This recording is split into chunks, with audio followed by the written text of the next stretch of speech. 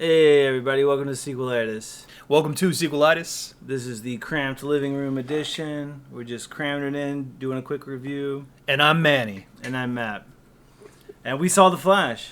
Yeah, we were among the few who actually watched The Flash. Some people, not a lot of people are fucking watching this exactly. movie. Not everyone has seen it. We've seen it. That's what makes us qualified to talk to you. Yeah. We've actually seen it. Thanks for listening to the episode, and we'll catch you guys next time in another 3 years. Yeah, so I was actually excited about this Flash movie because of the whole Michael Keaton element, I think is what drew me in. See, they got you with the marketing.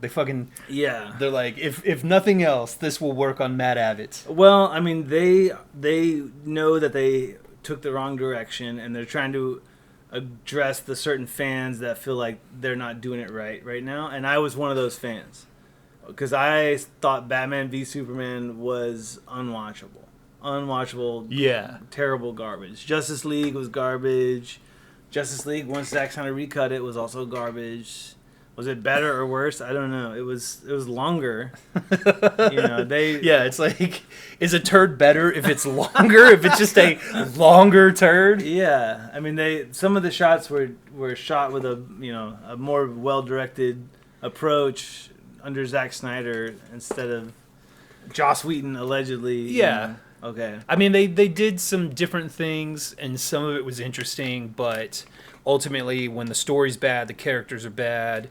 It really doesn't matter what else you do, because it's I'm not going to say it was unwatchable, but it wasn't good.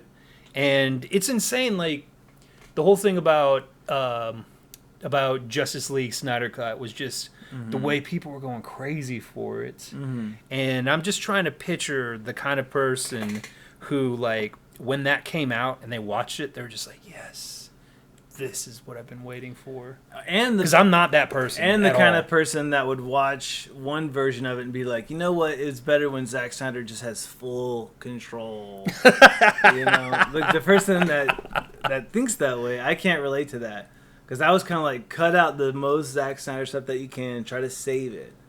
That's what they did with that movie with sending Joss Whedon in from Marvel. It's the same thing they're doing by sending James Gunn in from Marvel. It's the exact same maneuver again.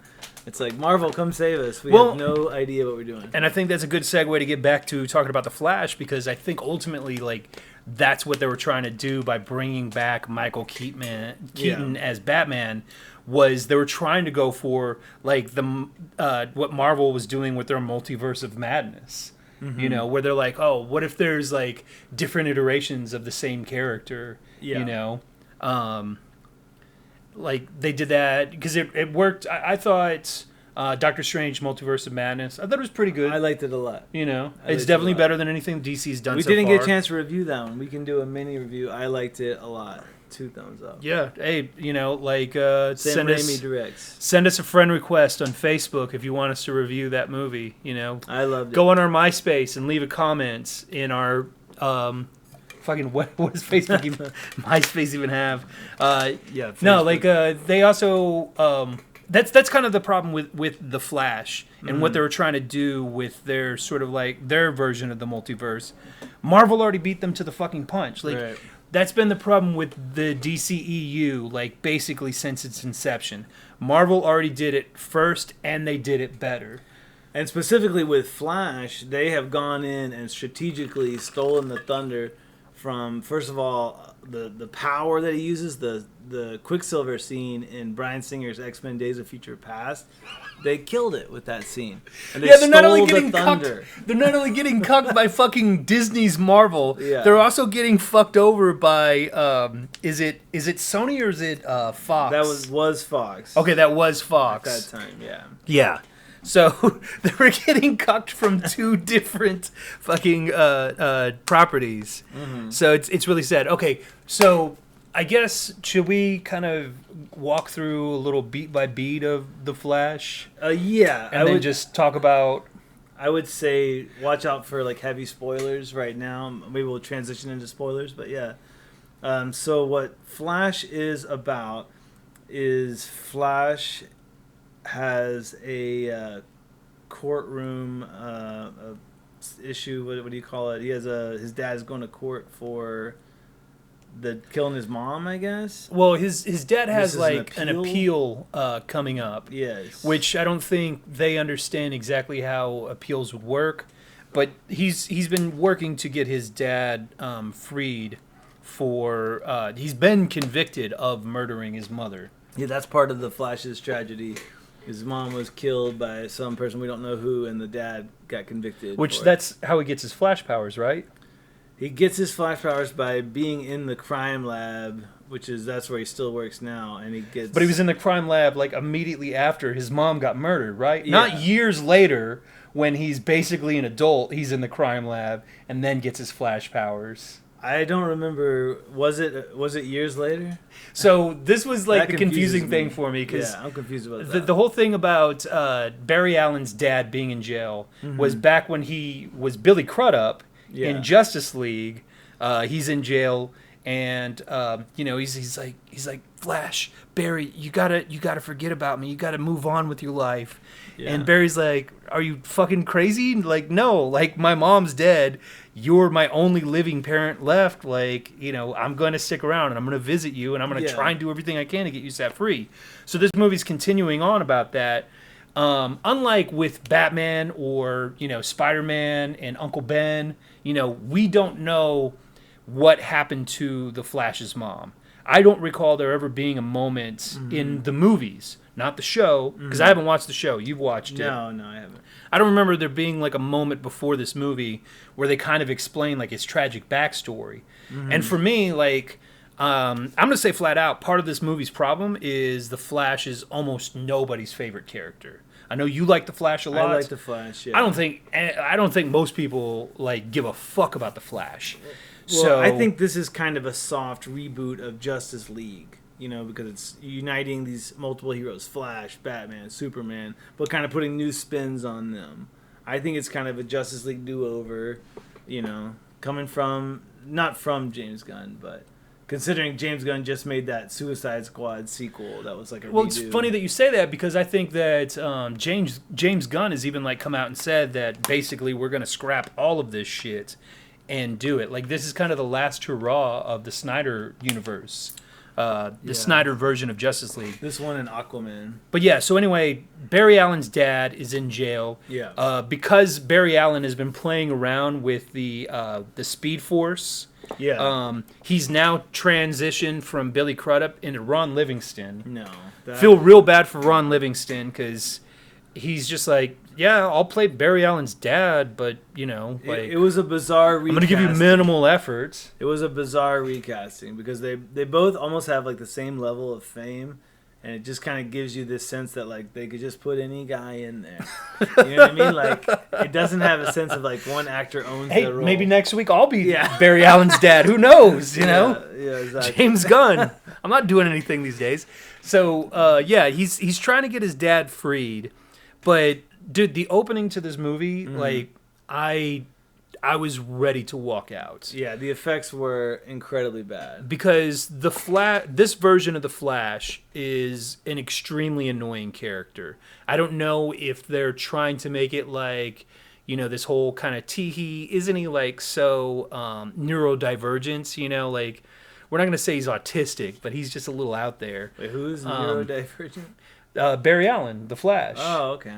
But yeah, he's super, like, he's very neurotic. He's really fucking annoying. And then to top it off, you've got Ezra Miller playing him, which might be the most annoying actor that's currently famous. And that's saying a lot. Yeah. Like, and this is not even, like, to talk about all the separate outside issues that Ezra Miller had leading up to this movie, which I don't even know if we're going to talk much about. I probably heard about him. Yeah, I mean, I could say a few things about it. I mean, I know that there were multiple incidences. Stuff happened in Hawaii. It happened here. There was stuff in Iceland. There was stuff with like a child being too near a gun at some point. Someone saying that someone kidnapped someone else. Ezra Miller breaking into people's multiple houses. Child grooming accusations. Yeah. There's something about a sex cult is in there somewhere too. Yeah. So there's a lot of with stuff. Children being mixed up in the middle of that, drugs, guns. I mean, more than likely you've heard most of it already. There's no sense like totally rehashing the details. Yeah. But I think that's a big part of the reason why this movie failed so hard. I mean, like, before it was even released, Warner Brothers was questioning, like, do we even put this out? Like, there's so many problems going on. I think they had pretty much all but said flat out they were recasting the character. But, you have that. So basically, this movie was dead on arrival. But to get into the story of it, it starts off and there's this whole superhero sequence that they set up where, Batman needs the Flash. But first, the Flash has to get his breakfast sandwich. Yeah. And that shit was so annoying. Yeah. And, like, the fucked up thing about it is, like, it's really hard to do these superhero movies. One, because Marvel's released, like, 22 movies. Yeah. Since they kicked off the MCU. So there's already all these Marvel movies, most of which are better than all of the DC movies. Flat out. But then you also have things like you now have 3 seasons of The Boys. And if you've watched The Boys, it's difficult to watch these movies because they will have these scenes that will come up. And in my brain, I'm expecting there to be like some kind of like parody, satire, like something to go off the rails, and then it doesn't. And I'm just like, oh, they're playing this shit straight. Yeah. And it was really annoying because like they have this whole thing where like a bunch of teen girls start fangirling on the street when they see Barry in his little Iron Man Flash uniform. Yeah. And like that was just like, okay, why are you doing this? Like, oh my God, it's the Flash. And then they repeat it again with Batman later. It felt a lot like the 60s Batman TV show at some points. It's like they were trying to be so silly with certain elements of it. It's like, Superman's doing this. You've got to run around and do this. You can't get your sandwich. And this guy was making a sandwich all slow. So while he's making a sandwich so slow, Barry runs away to go have this full-on fight sequence adventure and then runs back just in time to get his sandwich. Yeah. And it's like, it's just stupid. Which, I mean, really, the movie would have played better if it would have just been, him ducking out and then him coming back. And then in the meantime, you have, like, the TV, like, displaying, like, oh, Flash showed up in Gotham or whatever and saved a bunch of babies falling out of a collapsing hospital. Yeah. Like, that was the other thing, too, is, like, Alfred sitting there, like, harassing Barry and being like, Batman really needs you. He needs you to show up right now. Yeah. And it's just like, the dude runs fast. What's he supposed to do when a fucking hospital is collapsing? Like, yeah. And then them trying to explain that he can't touch people directly because it will, like, send a shockwave to their body that will kill them. Like, I don't want to hear all that. That's stupid. Like, now you're making up extra reasons why he can't be doing shit. So he's trying to touch people by like the pinch of the cloth and stuff like, oh, whoop, be careful. Which again, X-Men did it better with multiple times now with Quicksilver. Yeah. So you get through that whole sequence, well, and hold then on. You skipped over one thing. They introduced this new piece of tech. He's got a watch on that shows what his like eating health level is, and that's the first scene where they're kind of giving you the full business about what that thing is. It's like he hasn't eaten. That was a great missed opportunity for some product placements. I mean, I was gonna say it was missed opportunity to actually do that plot because they started that and then he just ran to the hospital anyway without eating. And it was like, I guess he's okay. Yeah. Well, those kids threw him a candy bar. No, he didn't eat that. It hit him on the forehead, and it fell off, and he didn't eat it. Even though he could have snatched it out of the air like so quickly. Right. Yeah, that was the other thing, too. It's like, how did he not catch it? He can fucking move faster than light. Like, yeah, you don't catch him off guard. Like, he's sitting there talking to you. Like, why would he even ask for it? Why wouldn't he just run over, snatch it, and go? Like, why is he waiting for the asshole at the counter to make his sandwich? Just make the sandwich yourself and go. Like, what if you're super fast. Like, you can steal whatever you want. Like, what's the point? What if he rescued people that are, like, in dining situations, and he rescues them and then eats all their food and then runs away? He's like, oh, the ceiling is falling on you guys. And he eats all the other food he eats one of the babies. Yeah. Sorry. That one must have fell. I don't know what happened. They're like, why is it just bones? Yeah, but they set up this technology, and it was like, it didn't even make any sense because he didn't have to eat. He was still able to go to the hospital, and he was able to be fine by eating a burrito that was in a falling microwave. I believe is what Well, happened. didn't he also like take stuff out of the vending machine? Yeah. So again, like he's just stealing shit. Yeah, he's just steal shit. stuff. The fuck are you fucking around with paying for things? Yeah. And how about show up as the Flash, steal it. Who's gonna stop you? And if you're gonna steal, so that's where Nega Flash, like he's got it figured out. He's just like, wait, I'll just use this to do crimes. Oh yeah, the Reverse Flash. Yeah, Reverse Flash. But yes, but while you're breaking laws, why don't you just run over the prison walls and grab your dad and then run him out of prison? You can't touch people. You'll fuck them up if you touch them while you're moving super fast. They established that. But I mean, you could run in there real quickly, like steal the keys, unlock his prison cell, and unlock all the doors on the way out. Yeah, and as they're like firing guns at him while he's walking out, you're like grabbing all the bullets out of midair. It's like, you're free, Dad, go. So yeah, they have this whole pointless action sequence, and that's part of the problem is because it's like, who is this for?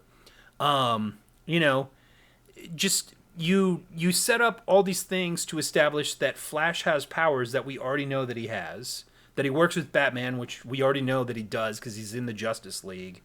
Well, they introduce new powers, which I think this is crucial in a sequel. This is basically a sequel to like Justice League. Well, they didn't introduce any new powers in this opening sequence. Not in the opening sequence. Because it goes from this pointless opening sequence, which again, they could have done the whole thing in like 5 minutes or less, and showed that he's waiting for a sandwich, runs off, saves everybody, you show it on the TV, and then fucking gets his sandwich and goes. Run behind literally accomplishes all the same shit. Just run behind the counter and make the sandwich yourself really fast. Well, although had they done that, they wouldn't have had the opportunity to have Wonder Woman show up in a pointless like cameo, and then have her use her lasso of truth, and then Flash is like, "I've never had sex." Yeah, it's like, all right. Well, they're trying to do some fun Marvel-esque like. It's funny because like he fucking like he's inept. Yeah, he hasn't been fucked. Yeah.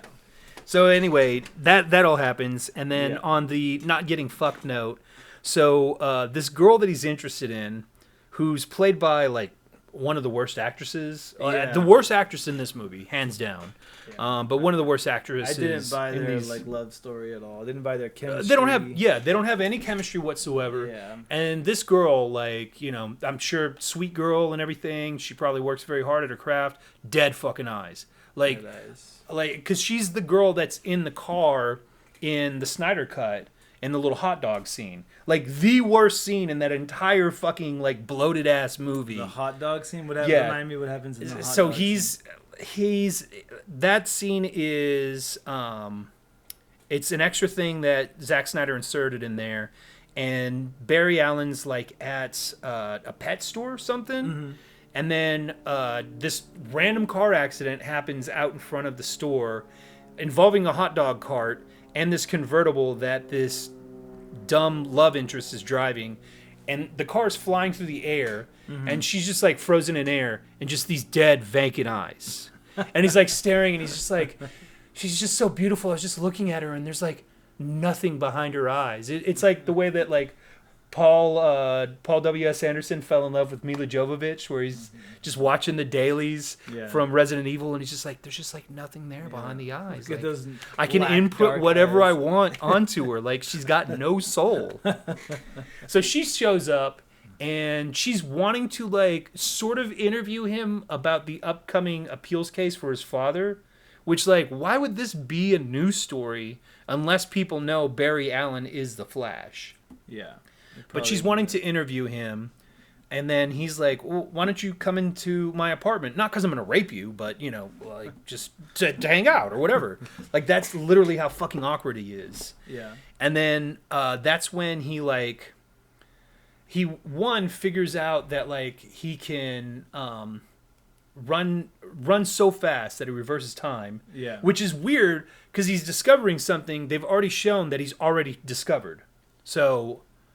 yeah, he's not exactly discovering that he can do it, but he's trying to like hone his ability to do it better, because he was able to do it once very recklessly. So he's like trying to do like, how can I do it with a more precise touch? Yeah, but like I think that's when he has a flashback scene of like the last good memory he has of his mom before she dies, and dude, like, we talked about Ron Livingston just not being a good fit as Barry Allen's dad. Yeah, I don't think Like, this shows you, like, how bad of a fit he is. What is Barry Allen's dad's name? You like The Flash. Larry Allen? What's his mom's name? No idea. Yeah, his mom, who's like some kind of weird Italian Hispanic. Like, she has like the weirdest accent. Yeah. And like, they had this whole scene to where it's just like, oh, like, look at how perfect our little family life is. And this is like, Barry is like 9-10 years old or something. Oh, He's yeah. like in 5th grade. And they're showing like his like perfect little family life. And it is like such a first draft, like, level written scene. And the hilarious thing about it is I'm sitting there watching it and I'm like, all right, at what point is the mom just going to be like, oh, Barry, I love you so much. I hope that I never get murdered and leave you as an orphan. Yeah. 5 minutes later, Yeah. bam. And then that like kicks off. So Barry gets like super upset. That's when he runs and discovers that he can travel back in time, which again, he already knew he could do. Right. And like that's sort of like what kicks off the whole plot to this movie. And this was like 20 minutes into the movie before we really get to what the movie's actually about. I mean, it's more than that, I believe, because I think it's an hour into it before you see Michael Keaton even. Yeah. And like so the movie starts to pick up a little bit when we're introduced to younger Barry, other Barry. Yeah. Because he does go back in time. And he shows up at his own house, which, rookie move, like, fucking, have you not, like, he clearly establishes that he's seen Back to the Future, so you know you don't fuck with your own past. Yeah. Dire consequences. Goes and fucks with his own past, so he can, like, give his mom a hug and hang out and shit. And they're already just like, Barry, you look so different than, you look about, like, 5 years older from, like, when we saw you earlier today. Yeah, they're like, you need a shave. What's going on? They reference his beard is growing Yeah, and too he's long. just like, oh, I don't know, hormones, something. Mm-hmm. Yeah. And he, like, just starts, first of all, he's wearing, like, his mom's clothes. Is he? Yeah, I don't know. Like, I forget, something happens to where he ends up in his mom's clothes. I remember he's naked for a while, but I forget why. Yeah. Doesn't he accidentally, he causes some kind of accident where his clothes get burned off or something? Oh, yeah, he's trying to use his powers, but he doesn't have a suit, so he, like, burns off all of his clothes. Yeah, and that's part of the problem with this movie is, like, it's almost like what's Wile E. it? Coyote? No, it's almost like, you know how, like, you can rent stuff from, like, YouTube and Google to where, like, you have 24 hours to watch it, and then after that, it goes away?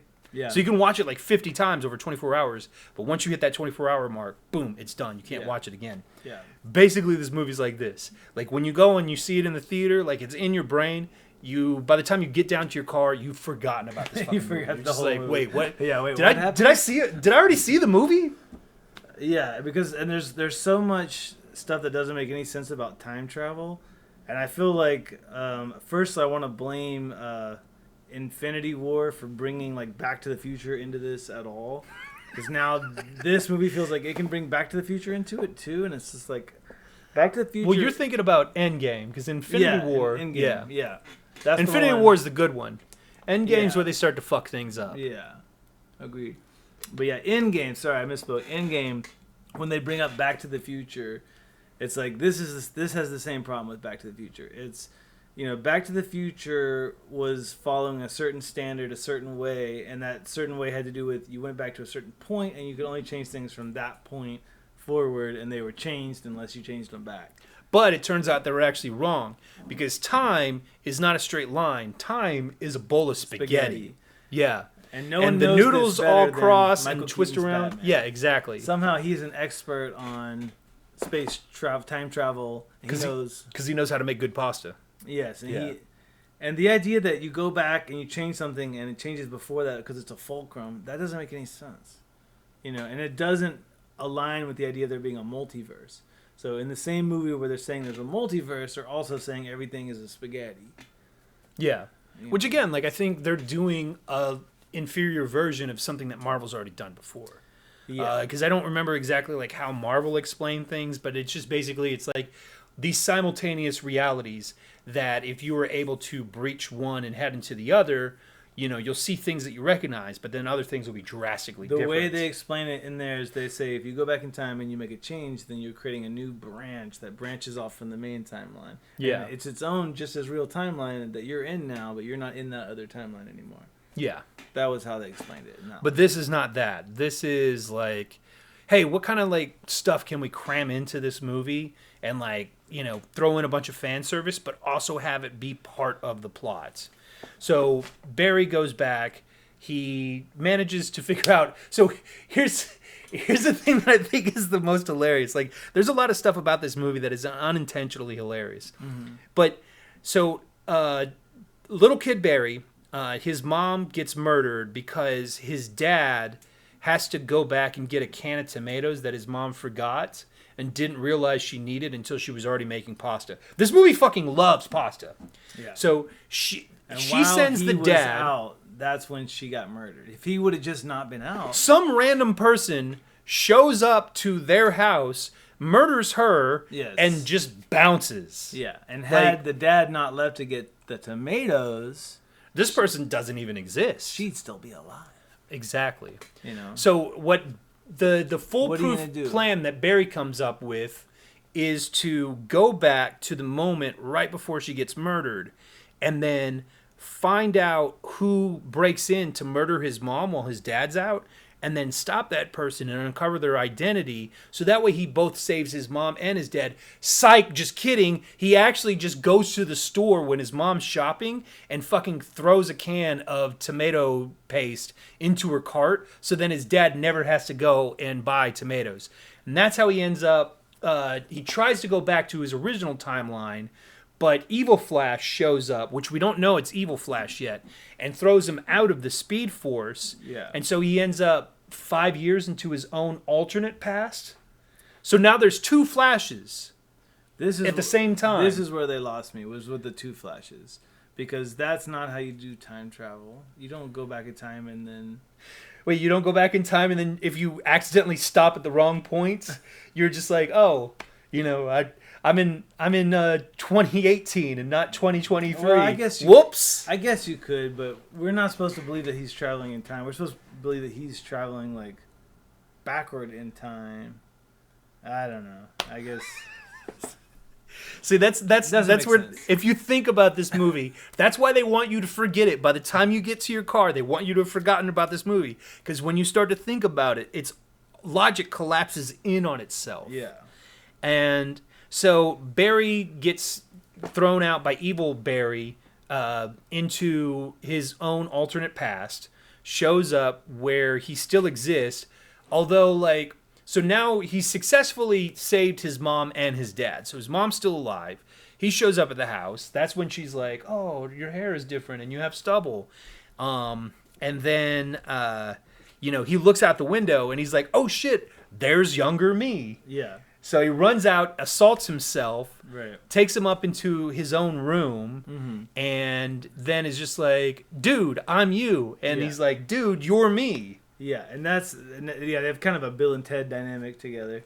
But which it did make, at first I was just like, fuck, we got two of these fucking, I can't stand one. Yeah. Now we got two. And both of these guys are here. Yeah. And it's very annoying for about a good 2 or 3 minutes, but then it starts to settle in. Yeah. And what's funny is Ezra Miller has better chemistry with himself than he does with the girl that's supposed to be his love interest. Yeah. I think that it turned out good too. The chemistry turned out good. The effects turned out good. I really believed their relationship, the way they bounced off each other. And that's where I started to like his character. Mm-hmm. And what was kind of interesting, because I don't think highly of Ezra Miller as an actor, but there were certain things that he did to differentiate the two versions of himself. He got a haircut. Yes, he got a haircut. He's got a little bit of facial stubble, so it's just oh wow, look at the acting that he's doing. It's very physical. No, he does stuff to where he makes the older version of himself seem more mature and more hardened by tragedy The younger version of himself is very immature, and he's just like, oh, nothing's ever gone wrong in my life. Yeah, quite frankly, the older Flash is holding this pain, this emotional pain that the younger Flash is not holding. Which, to kind of back up a little bit, like when he throws out this idea to Bruce Wayne of like, hey, I could just go back in time and fix shit.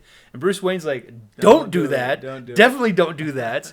And then like he's like, but Bruce, like if you could go back, make us who we are. Yeah.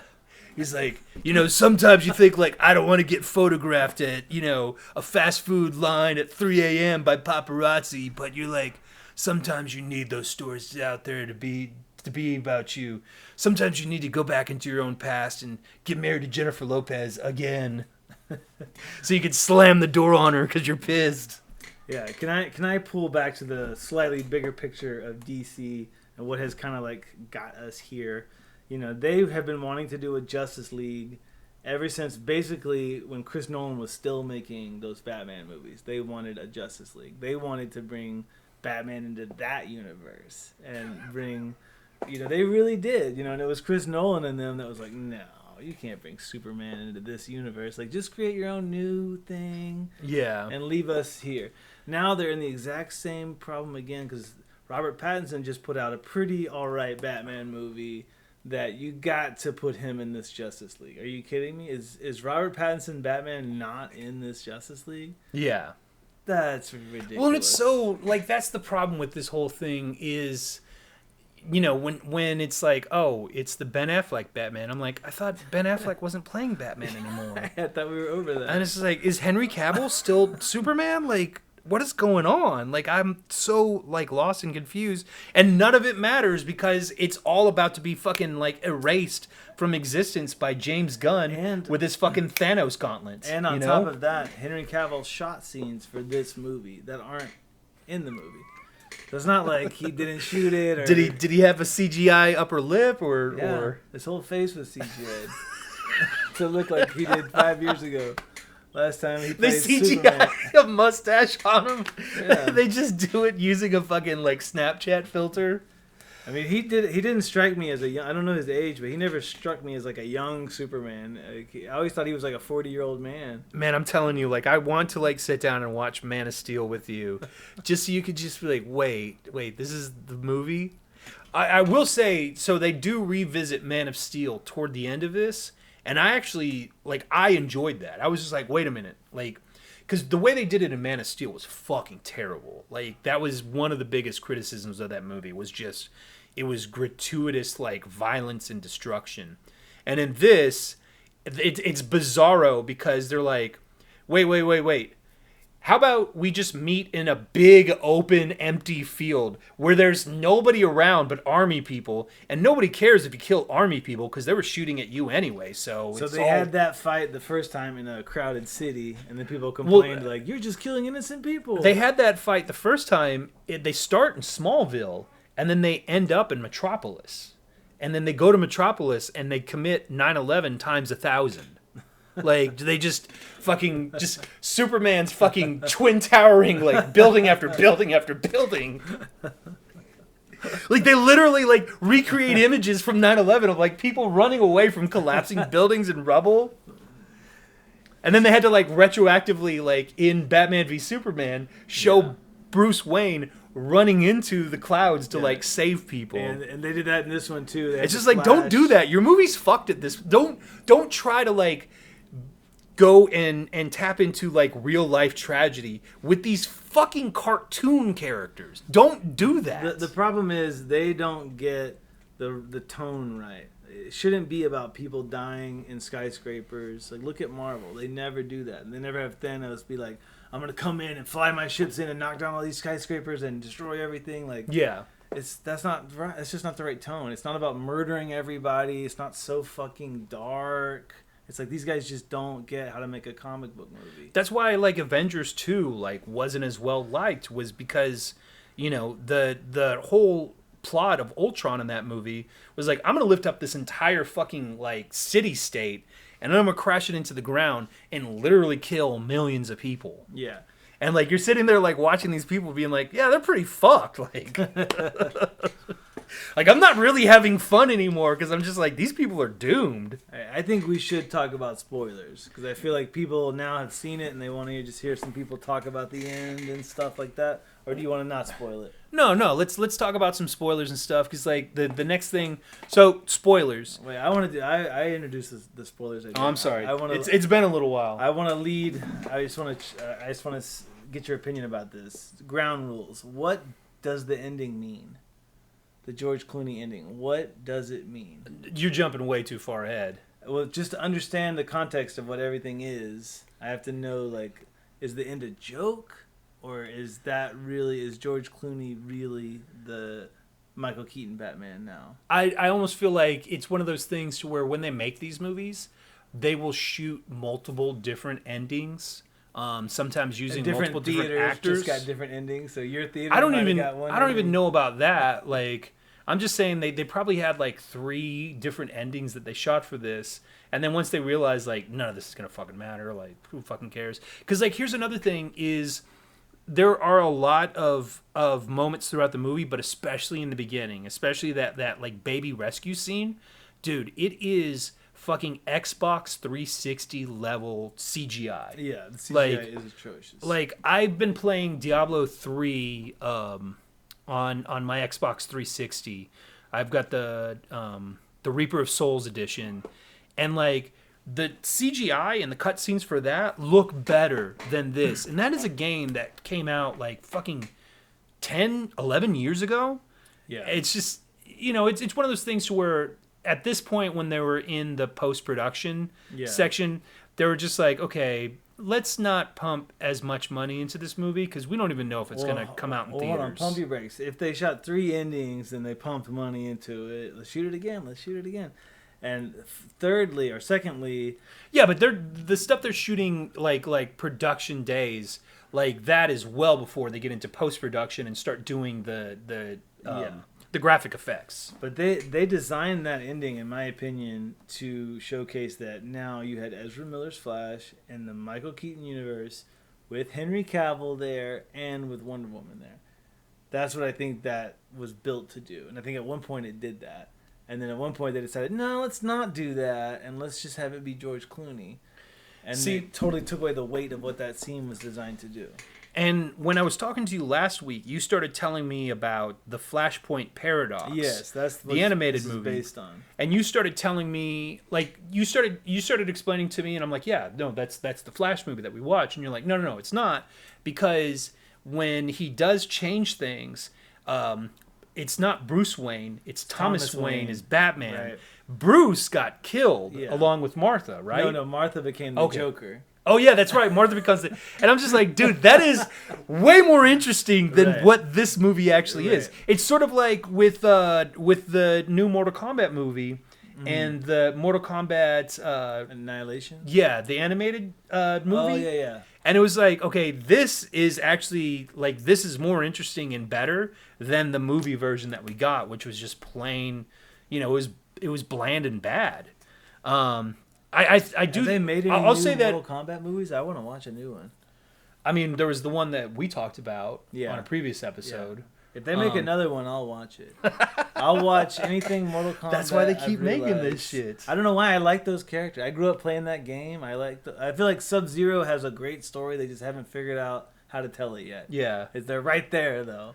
And I'm going to be there when they finally tell it. I mean, I guess in Mortal Kombat Annihilation they came close, but that's more Scorpion's movie than it is Sub-Zero's movie. Yeah, that was more Scorpion. But anyway, that's go watch that or listen to that review that we do. But yeah, no. But speaking about the the Flash, we were getting to the part to where future Flash realizes he's actually arrived on the same day that original Barry gets his Flash powers. So that to me is where the movie started to pick up, when he was just like, oh shit, like if we don't go and get you involved in this accident, it's October 15th, 1955, and the lightning's going to strike the crime lab at exactly 12:01 a.m. And if you're not there, then I never get my Flash powers, which if that were the case, you wouldn't have your Flash powers. So I guess it already worked. but whatever. Yeah. But so, like, I love the way that Bill and Ted handled this shit so much better. But so they go to the crime lab, and then this is where I got really interested, because they go there, he tries to recreate the whole thing, except he's a few seconds too late, which is crazy for the Flash. The lightning strikes, and it goes through future Barry, strikes younger Barry, and fucking younger Barry gets his powers. Future Barry loses his powers, which I was just like, okay, this is interesting. Can I interrupt for a second? There's a movie that did that scene so much better. Did you ever see the Ethan Hawke movie Daybreakers? Yeah. They have a scene where... I did think about that. They have a scene where they're trying to turn Ethan Hawke from a vampire back into a human by exposing him to just so much like sunlight. And he's like, turn it on! And it fries him. And he falls to the ground. No, you're talking about the later scene, yeah. When they're torturing him in fucking Batman's Frankenstein lab. He's literally got a fucking kite. And they're like, no! Is he alive? No, he's dead. God, that shit was so hilarious. And then like Supergirl shows. That's another fucking thing. So Clark Kent's not in this movie. Kara is. Kal-El? Kal-El, yeah. And I liked that right at first. I liked it, and then I grew to kind of dislike it. And I kind of wanted Henry Cavill. By the time it was all said and done, I wanted Henry Cavill back in there, even though I hate Henry Cavill Superman. And no, I did not. I did not miss Henry Cavill. I kind of was like, hey, this chick's kind of a babe. Like, why don't we just remake Man of Steel with her? Like, I like her whole like emo, quality. Like brooding kind of like. Most important quality. She looks fucking good in that suit. Tell me she didn't look good in that suit. She looked good. Like, she looked good in that suit. But it's like they cast a model instead of an actress, almost kind of a thing, a little bit. Bro, have you seen fucking what's her name act as Wonder Woman? Have you seen the chick who plays Barry's love interest? What's her name? What's that character's name? Millie? Exactly. So anyway, but no, so there's that whole accident that happens. So now you have older Flash that's having to coach younger Flash on how to use his powers. But at the same time, older Flash loses his power in the accident. Yeah. Also. Well, that's understood. Yeah. He's having to coach him through it because he now has no powers. And fucking younger Flash is just like, oh shit, look at all the fucking shit I can do. Yeah. You know? Yeah. And that was a decently good dynamic, I thought. Yeah, and like the stuff to where he, like, older Barry is trying to tell him, he's like, well, because he had already showed younger Barry the vibration thing that he does, so he can phase through matter. And then younger Barry's like, oh, wait, oh, yeah, I remember. Now I can do that. And he's like, no, it takes you a long time to... And then he just instantly does it, falls through the floor. And the way they show it is hilarious because, like, he collapses and the robe he's wearing falls down. He falls into the apartment below him, totally naked. You hear a woman screaming. It's very, like, sitcom-ish. Yeah. But that was, like, this... I'm like, okay, that's what you're supposed to do with these movies. You're supposed to make them fun. You're supposed to, like, take these things that people can do, show them fucking around with it, and, like, doing almost, like, jackass, like, level stunts. Yeah. But they do that, and then they realize, like, okay, we've got to figure out how to get, my powers back. Yeah. I know who can help us. Bruce Batman. Wayne. Yeah. But it's like... That's when you start to get the sense that, like, okay, you have profoundly changed things. Because they already introduced that idea by playing around with... Michael J. Fox was never cast as Marty McFly. It was always Eric Stoltz. That was so lame. Which is just like, okay. Because I know about that, and I hate myself for knowing that much about Back to the Future. I'm like, no one should know as much about movies as I know about Back to the Future. And I do know about the whole Eric Stoltz thing. I've seen the footage, and I'm embarrassed for myself. I'm like, this is the pinnacle of your movie knowledge, so you know about Eric Stoltz. Yeah, and that was a thing, too, where it made it, like, really hard to believe some of the logic of this movie, which is a ridiculous statement to make. But, it's just like, in no fucking known universe is there, people who love Eric Stoltz as Marty McFly and get a fucking tattoo of him. No way. No fucking way. Because Michael J. Fox, his portrayal of the character was like a perfect mesh. And even Eric Stoltz, I'll go further than that. He was bad in the part. We know he was bad. We've seen the footage. Yeah. So, and the studio, he was so bad, the studio was like, oh, we cannot. They were like, we can't. It's like, what if we have to scrape everything? Eric Stoltz as Marty McFly was worse than Ezra Miller as Barry Allen. That's what I was going to say too. That this movie is like Back to the Future in the way that they had to stop halfway through it, reshoot the whole fucking thing. And then by the time they shot it for the second time, they're like, oh, now we know how to do it. Then when Ezra Miller got canceled, they were like, well, we can't go back and shoot it a third time, can we? If only we had like the ability to run faster than light and then access the Speed Force to go back to a time before we cast Ezra Miller.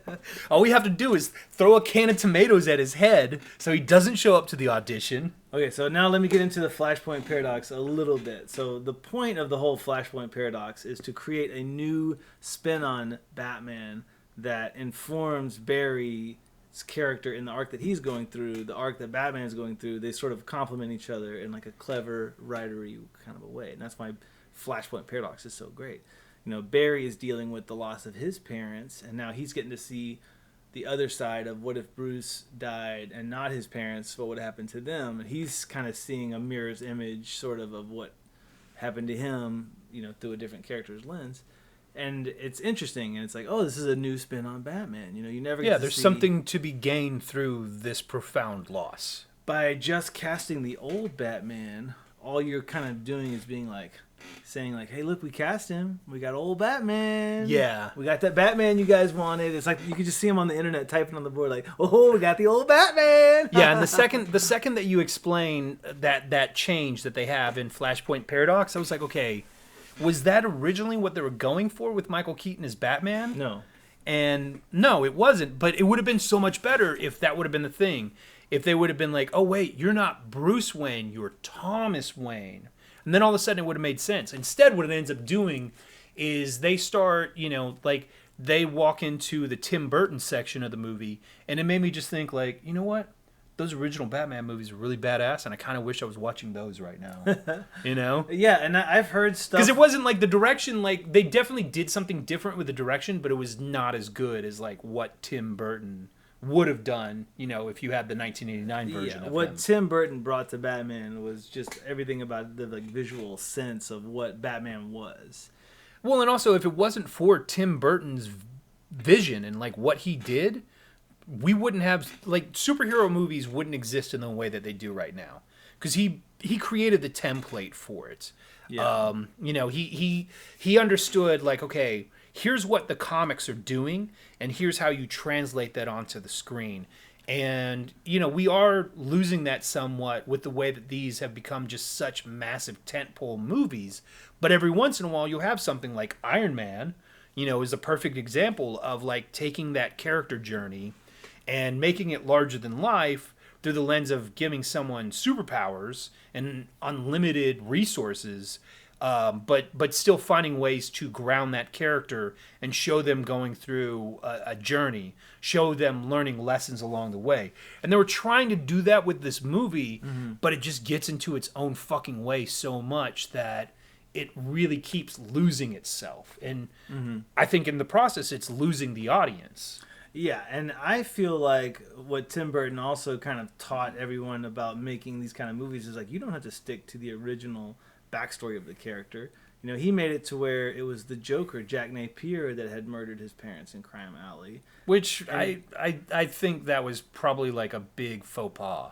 It was, but look at it now compared to the idea of it being Joe Chill, some nobody that doesn't carry any meaning or weight. It's more like what they did with The Flash. It's like, we don't know who killed his mom, so it kind of carries no weight. Joe Chill is basically nobody. Since we're in spoiler territories, Barry Allen, the Flash, kills his mom. Well, allegedly, that's where they were going to go, was that the Reverse Flash killed the Flash's mom out of spite. Because the Flash running in reverse kills his mom. The Flash Reverse is not the same character as the Flash. But the Reverse Flash hates the Flash and will do anything to spite him, and so he kills his mom, I guess. It's kind of weak, honestly. And if they had it be more something like direct and interesting... I'm sorry, just the idea that it's like, he's the same as this one character, except he's evil. He's got all the same powers, but he's a bad guy. Yeah, he's like that reverse. shit's just like so silly. That was kind of the thing was when we were watching Flashpoint Paradox, which I didn't finish it. Yeah. But the opening sequence, Reverse Flash shows up, and it's just like, this dickhead has the same costume. He, like, everything about him is the same, except he's just like, but I'm evil. Yeah, exactly, man. You get it. And it's like one of those things where, like, it. this shit only makes sense in the logic of fucking comic books. Because it's just like the way that, like, they do shit to where, like, someone will have an evil twin on a soap opera. And it's like, if you tried to put that shit in, like, a real movie that wasn't directed by David Lynch, people would be like, the fuck is this bullshit? But if you put it in a soap opera, it makes sense. It's definitely the evil twin paradigm. You know, it's definitely the evil twin, like, trope that you always see everywhere else. It's that same thing. But it's funny because, like, you're supposed to take that character seriously, unlike Bizarro Superman, to where it's just like, no, like, Bizarro Superman's a joke. Right. And is there, like, a reverse Batman? Not that I know of. I mean, I guess, like, the Joker's supposed to be... But, like, that's the way that that's supposed to play out. You're supposed to, like... So you have Batman... you understand who Batman is, and then you have the Joker, who is like the opposite of Batman in every single way that he can be. Well, and I remember something else I was telling you, that like Flash is kind of one of their great characters that's not either of their most popular, but he is a popular character. It's like he's a recognizable character. It's like taking someone from right off the top row that's not the Wonder Woman, it's not Superman, it's not Batman, but it is one of the big main guys.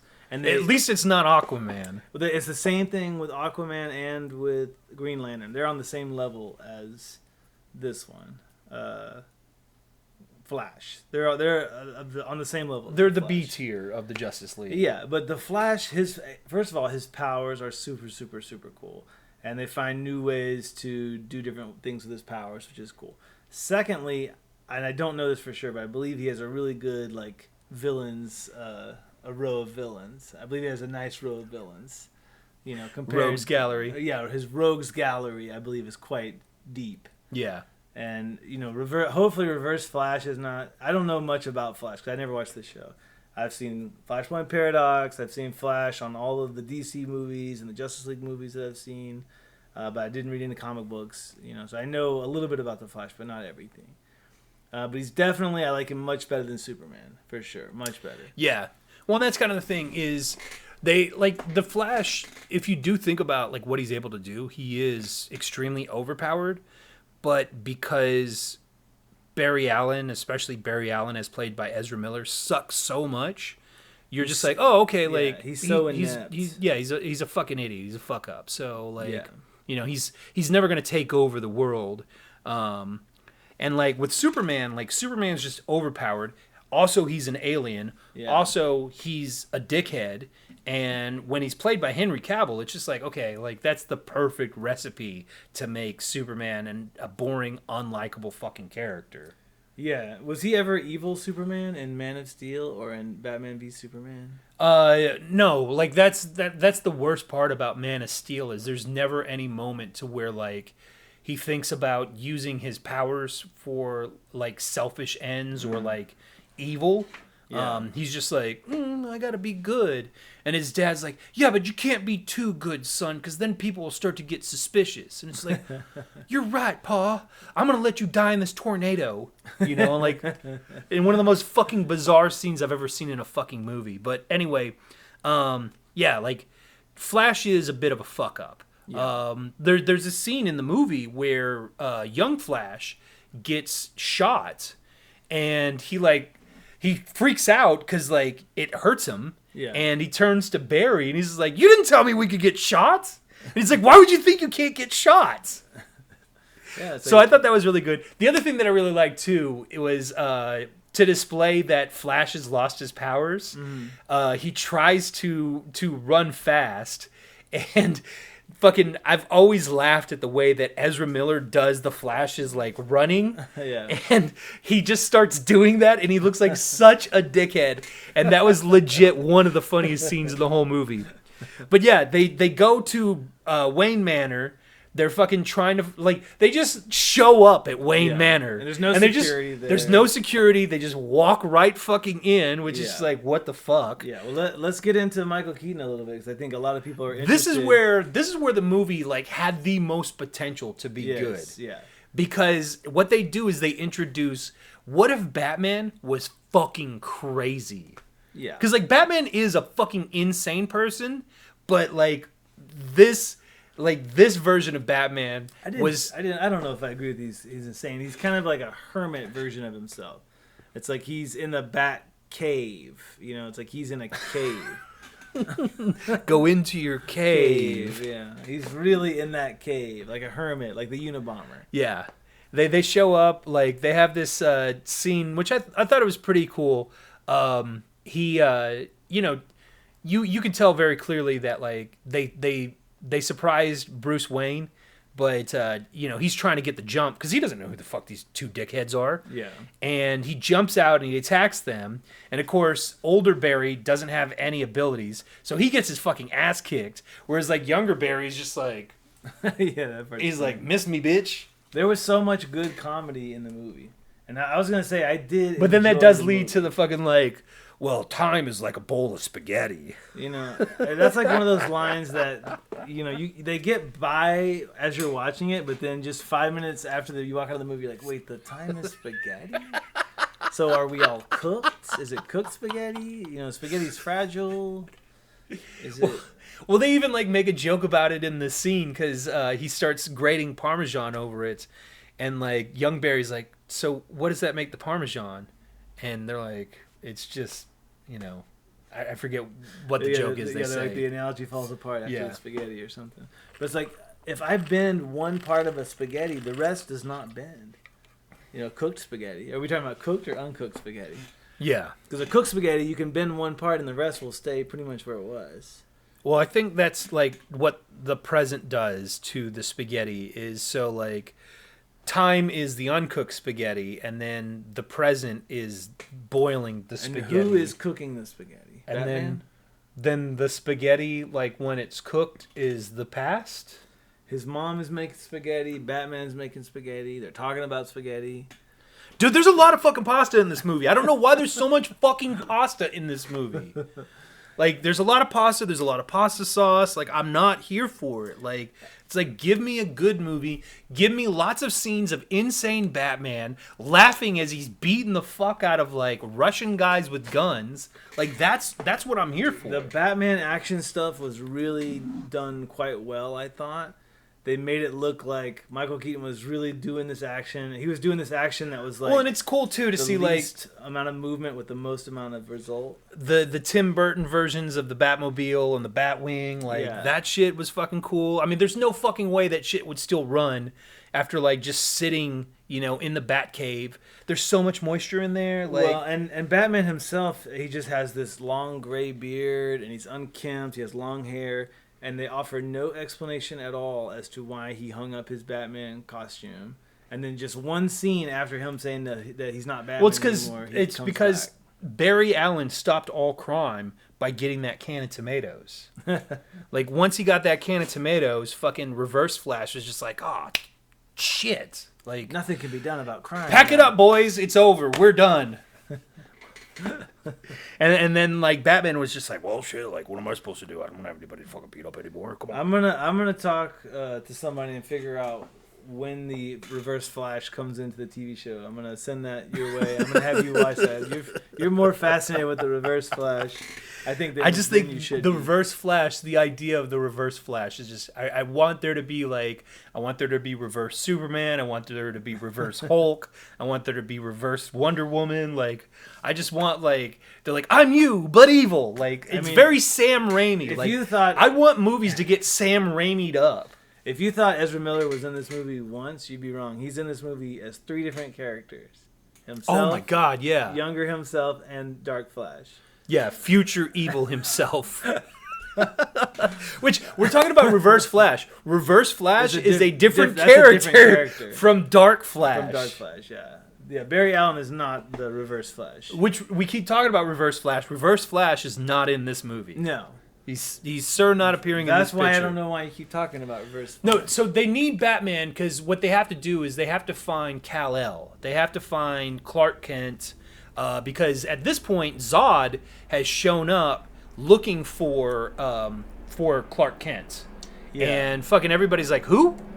And he's like, you need to send me the alien creature, and they're like, bro, he's not here. We don't know what the fuck you're talking about. Yeah.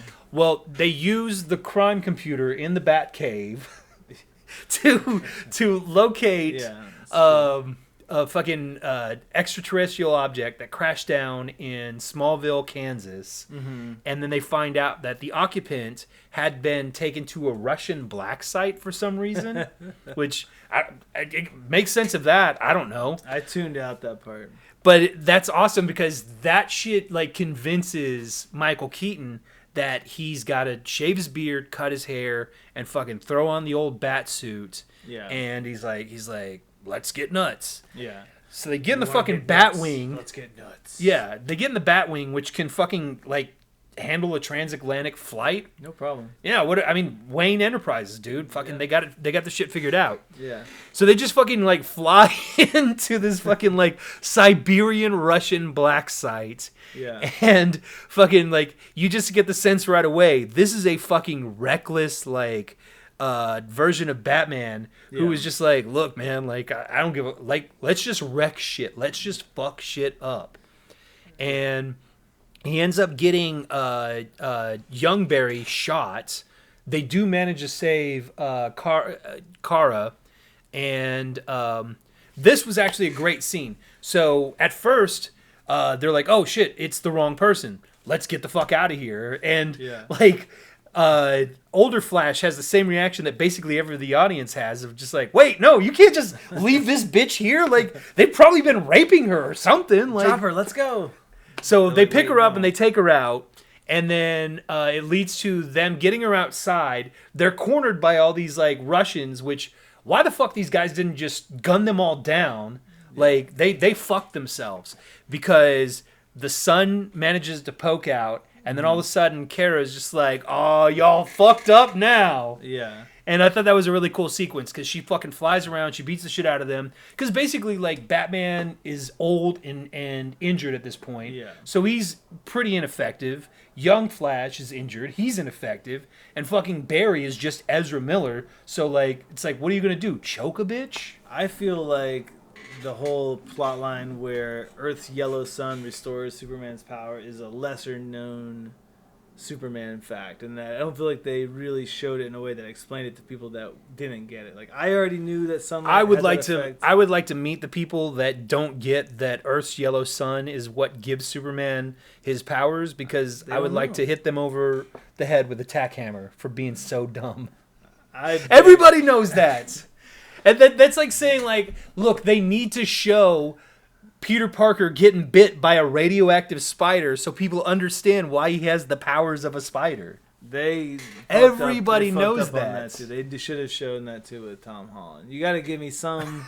Even if it's no, quick, that was just the give me best something. thing about Spider-Man: Homecoming is they didn't have any of that shit.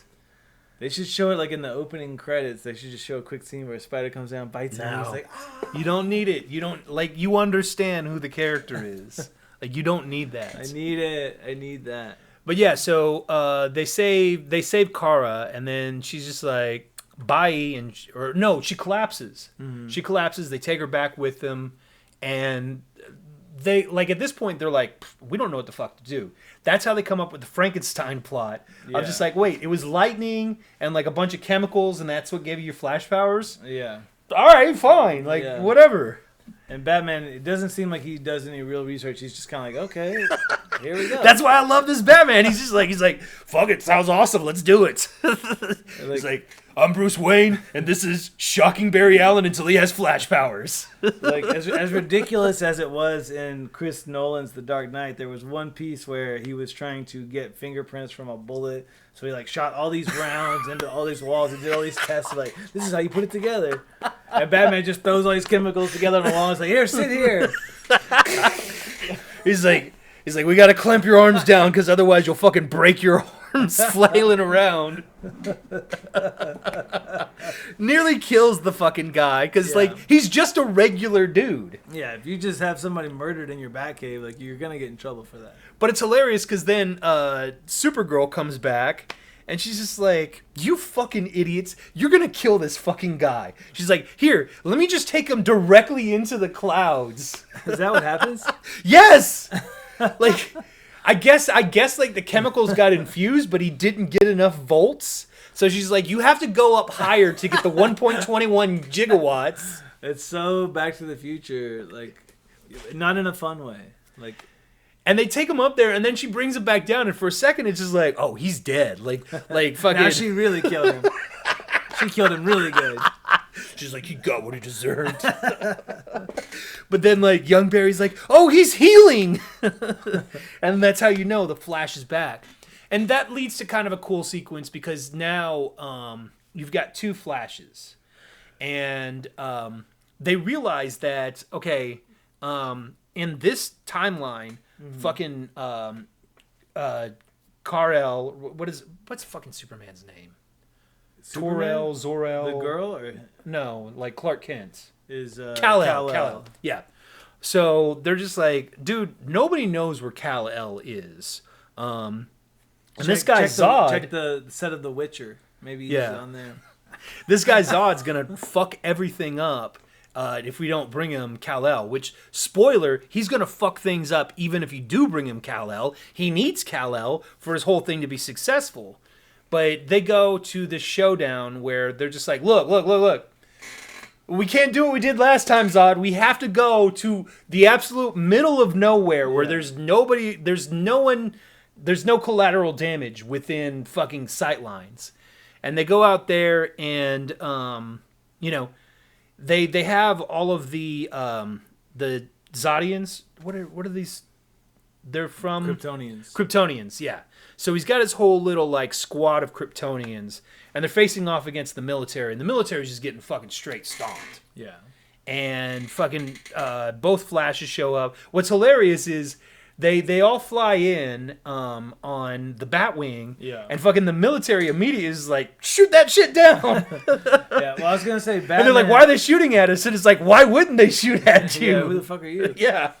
Batman tries to do things so stealthily on the one hand, but on the other hand, he's like so fucking flashy with his like cars and his planes that he has and his boats. Like it screams Batman. You know? Well, it's also just stealthy. Like, yeah, like, guess what? Like, a stealth plane shaped like a fucking bat silhouette does not fucking, like, blend in very well in the middle of the fucking day, bro. Yeah, and his Batmobile does not look like everyone else's Toyota Corolla.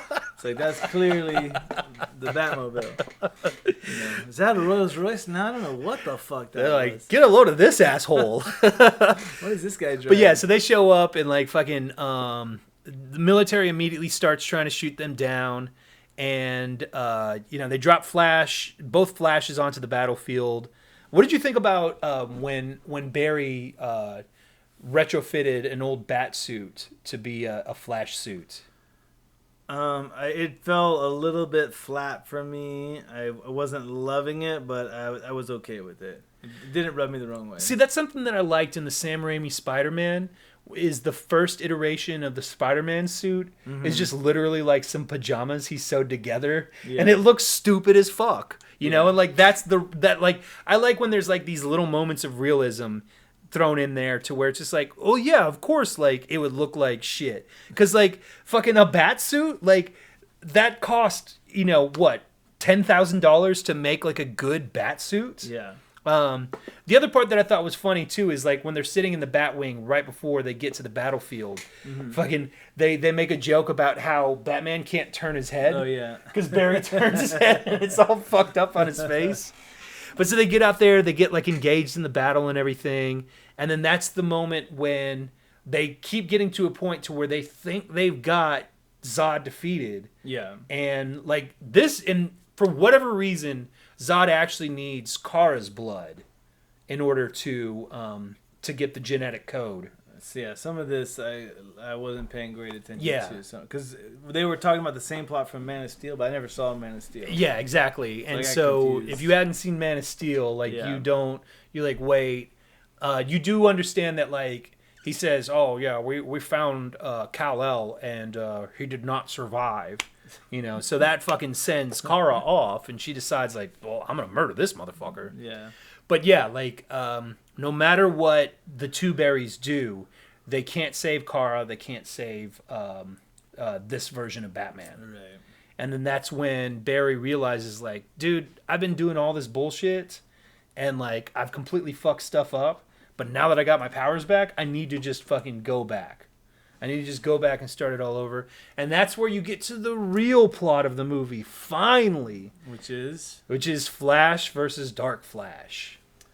Yes, once he finally decides to go back and reset everything, that's when Dark Flash reveals himself. And it's like, Dark Flash is basically his younger version of Flash that is Dark Flash is just basically Ezra Miller. Yeah, it's young Flash that's infinitely old. He's been grooming a bunch of, like, fucking transgender kids. Which doesn't make sense, because how can young Flash turn into... stealing passports.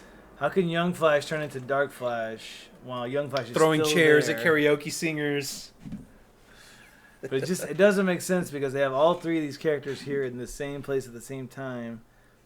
And it's just like, if Flash, if he can go to the Speed Force, or if he can go to the, what was it, the Chrono Bowl it was called? If he can go to the Chrono Bowl... Tecmo Chrono Bowl. Is that what it was? I believe it was called the Chrono Bowl. I don't fucking know. Like, I'm so fucking lost at this point. Oh my god. Yeah, but it's like, if he can go to the Chrono Bowl, shouldn't there not be any other Flashes there? Like, wouldn't him and all the other Flashes that have ever traveled to the Chrono Bowl all be there at the same time? Oh, hey, how are you? Oh, hey, how are you? It's like, it just doesn't make sense. Like, there can only be one of them in the Chrono Bowl, I think. Yeah. But for whatever reason, there's three of them in the Chrono Bowl. Dark Flash, Young Flash, and Flash. And Young Flash kills Dark Flash, and that is how the movie ends. Well, no, fuck, what happens? Michael Keaton dies, Supergirl dies. See, that's, again, like, trying to keep track of this movie is so fucking difficult.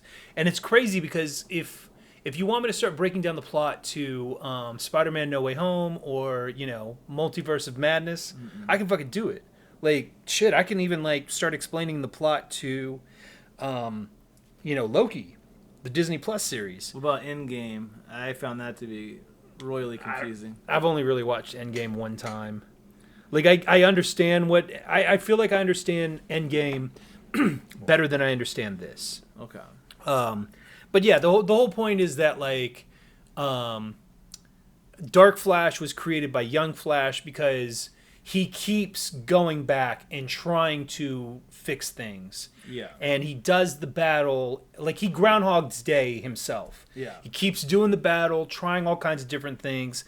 And that's why he's, like, covered with all this, like, spiky shit. Because, like, when he's fighting the Kryptonians, they keep stabbing stuff onto him. And it just turns into, like, this, like, weird, like, armor. Super Shredder kind of armor that he's got on. Yeah. And then he figures out that, like, oh, he can create himself by catching original Flash, going through the Speed Force, and popping him out on the day when he gets his powers. And one thing that is cool about Dark Flash is he does have the most powers of all the Flashes. He has special powers. That he can go faster than any of the other Flashes. And they have, like, ways of notating that and sort of letting you know who the fastest is. Because Young Flash is the slowest, Flash is the middle, and then this Dark Flash is the fastest of the Flashes. Yeah. And I think Dark Flash is even faster than Reverse Flash, if you threw him in there, too. But Dark Flash ends up killing Young Flash. No, Young Flash kills Dark Flash. No, I thought what happened was that... Fuck. Whatever. Or Young Flash kills himself, which kills Dark Flash. He does something, causes Dark Flash to kill him, which kills both of them. Yeah. Because it's time cop rules. Yeah, time cop. Yeah. Same thing can't be in the same place at the same time. So anyway, yeah, our final summation is go watch Time Cop. It's a fucking awesome movie. Jean-Claude Van Damme. Like, the fucking ending to that shit pops off. Time Cop is unwatchable. I have that on my server, actually. Time Cop is unwatchable garbage. But no, I thought The Flash was actually pretty decently good. I enjoyed it. Yeah, I had a lot of issues with it, but I would definitely watch it. Well, wait, again. we got to get to what Barry figures out is that he's got to go back and kind of undo the shit that he did. He's got to unfuck the timeline, and so he goes back and he waits for himself to put the fucking tomatoes in his mom's shopping cart so he can then take the tomatoes out of the shopping cart. But also he has a conversation with his mom who doesn't realize that he's Barry, and she's just like, oh yeah, I always give hugs to weird strangers at the supermarket. Weird crying strangers in the supermarket. I know that in part's a fucking horrible. weird ass fucking scene.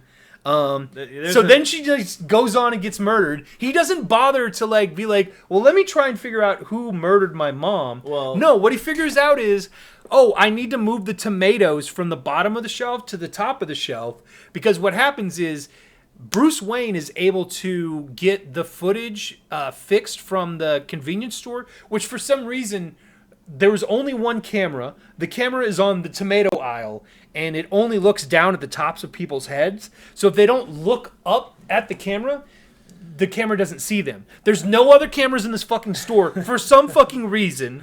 They only have this one camera in the entire fucking store. So he's just like, well, fuck it. Instead of like putting 20 cameras in there or moving the camera, like I'm just going to move all of the tomatoes to the top of the shelf. So when my dad goes in there, he looks up, and then it's just like, well, this man obviously couldn't have murdered his wife. He was buying fucking tomatoes. Like, if it's like, look, if the whole thing was that you just needed to see his face on the camera, wouldn't there be like, I don't know, the cashier who rings him up at the store? Yeah. Literally anybody that sees him on the way in or on the way out of the store. Billy Crudup. Oh, fuck. Yeah, that's... They're just like, no, we didn't see this man. We saw that man. The guy from Alien Covenant. But while there's one Flash. Not the guy from Office Space. There's one Flash that is waiting for the other Flash to go and grab the cans and put them in, and then he himself goes and takes the can, puts it back out, and then another Flash is around the corner is like, oh, I'm gonna go get the tomatoes and put them back in one more time. And there's another Flash like, no, I'm gonna go in, I'm gonna take the tomatoes back out. But that's why you need a Dark Flash to accidentally kill Young Flash. So then that way there's not another Flash to go and fuck with it. It's just like, it's original Flash and then original Flash 2, Electric Boogaloo.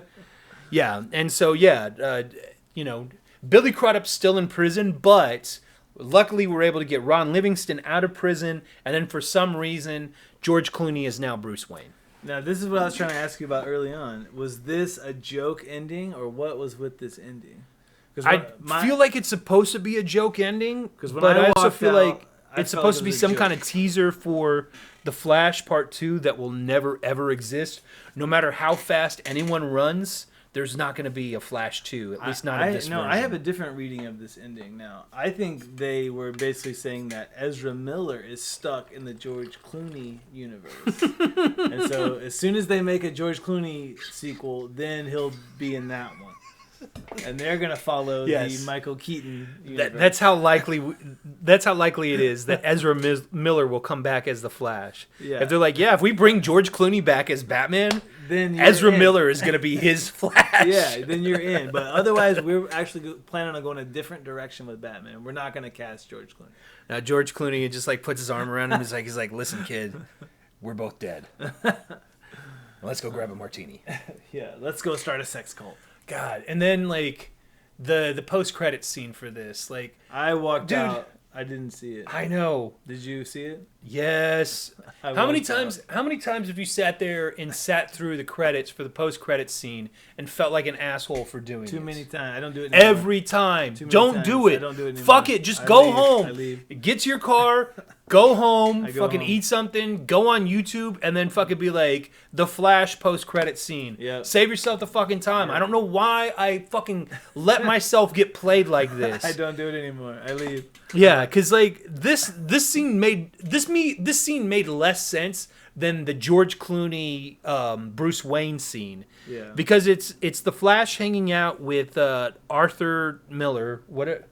Is his name Arthur? I don't think so. Aquaman. Aquaman. Yeah. But he's hanging out with Aquaman, and Aquaman is fucking falling down drunk, like literally falls into a puddle, and like tells Flash to go bring him more beer. And I was just like, is this supposed to be sad? Like, this just feels like really pathetic and not fun at all. But I mean, whatever. Like, I think they're actively trying to punish people for watching this movie. I think that's the goal. I enjoyed the movie. I had a good time with it. I think I liked it more than Manny, it sounds like.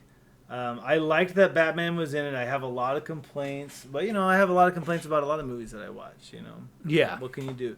And this is not like a sequel. This is like a sequel on top of a sequel on top of a sequel. Like, I don't even know what you would call this at this point. A reboot, sequel. This is so deep into the multiverse of sequels that I don't even know what you would call it.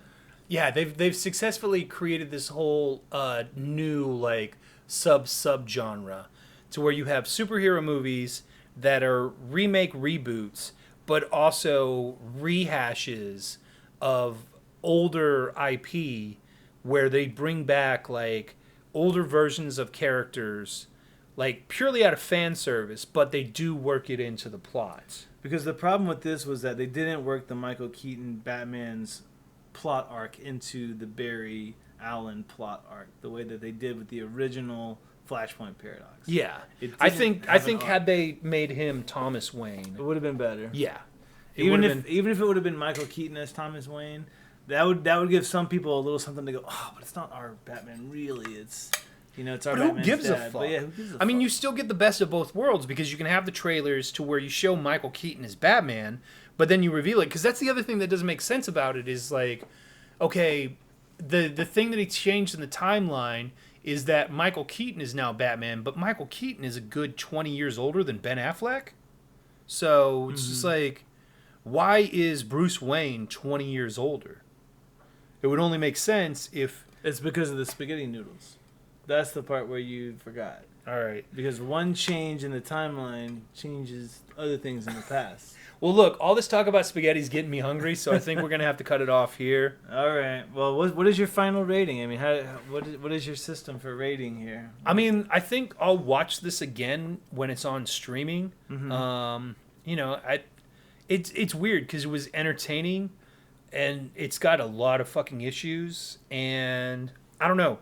Like, I feel like I should hate it, but I don't. If you had to pick one DC movie out of the whole canon, not from just this iteration right now, what one DC movie would you watch the first? If you could pick any DC. The Suicide Squad. Oh, Suicide Squad. Yeah. The Suicide Squad was legit great. I like that one too. Like, I didn't have high expectations for it when it came out. It's one of those things to where, like, because it came out on streaming, that's why I watched it. And when I watched it, I was just like, wait a minute, this is actually... Like, I felt myself getting into it. Mm-hmm. I was like, this is actually good. And, like, that's a great way to, like, show that you can have a bunch of different characters. You can even, like, take iterations of characters that are in a property that you're actively, like, retconning out of existence and bringing them into this new version and make it work, make it coherent, make it entertaining. Like, that's the thing is that by the time you get to the end of the story and you feel like these characters are getting killed off, you actually give a shit about these characters. Mm-hmm. And in this version of The Flash, it was just like, when younger Barry dies, I'm like, yeah. Like, that sucks for him, but you're kind of glad he dies because you feel like, okay, he was sort of an albatross around Flash's neck anyway. Yeah. So it's like, let's get rid of this dude. I was just this last Christmas, I was sitting around hanging around with my sister and her husband and my girlfriend, and we were trying to think of what's one of those Christmas movies that's, people say, they don't say it's a Christmas movie, but it really is, kind of like a Die Hard or something. Yeah. And we ended up watching Batman Returns as sort of an alt pick of a Christmas movie. Oh, yeah. That's for sure a Christmas movie. You think that's a Christmas movie? Yeah, absolutely that's a Christmas movie. That was the last time I, like, revisited one of those movies. And I had such a good time watching it. I love Batman Returns. That's my favorite of the Batman movies. And what's crazy about that movie is it's secretly Danny DeVito's movie. It's secretly It's a movie about Oswald Cobblepot. He's like, he's kind of like the Thanos. Like, he's the star of the movie. Yeah. He's the hero. Because you watch him go on this tragic character arc. Yeah, his hero's journey. Yeah. It's a brilliant You're right. movie. Like, Yeah, it's you're definitely got flaws, but it is a brilliant movie. Yeah, that I think if I was going to pick one, that's probably the one I would pick to watch. Then after that, even though I have problems with it, it would be The Dark Knight. The Heath Ledger Dark Knight. Then I would go to Tim Burton's original Batman. Then I would take Batman Forever. I like that one well enough. Have you heard all these talks about a Schumacher cut of Batman Forever? I heard that recently. So what it's supposed to be, basically, is that... And I'm just going to flat out say, stop it with these fucking, bring out the whatever cut. Bring out the butt cut. Bring out the nut cut. Like... Dude, fucking the Snyder Cut proved that we don't need these alternate takes on these movies. Every once in a while, something will pop up that's brilliant to where it's just like, oh, here's a... Like, there's, 3 different known cuts of Blade Runner? Yeah. And, even Ridley Scott himself can't tell you what the definitive cut of the movie is. No, the worst example of it is, for sure, is Apocalypse Now, which they just made even worse recently. Because they put out a 4K of Apocalypse Now where it wasn't good enough to have Apocalypse Now and Apocalypse Now Redux. There's now a 3rd edition of Apocalypse Now on that. And they're like, this is the one that's in 4K. The other 2 are like in Blu-ray or something. But if you want the real 4K, check out the new edition. Yeah, you can fucking see his fucking nostril hairs. Like, don't you want that level of detail? With Blade Runner, I don't think they change a lot with the different versions. It's more like it's tricks. like, yeah, one version makes it more overt that he is a spoilers. A fucking movie that came out when I was in diapers. Like, I've actually never seen it. I have a copy of it. I haven't seen it though. But yeah, they make it more overt that he is a replicant. Replicant, yeah. I almost said Cylon.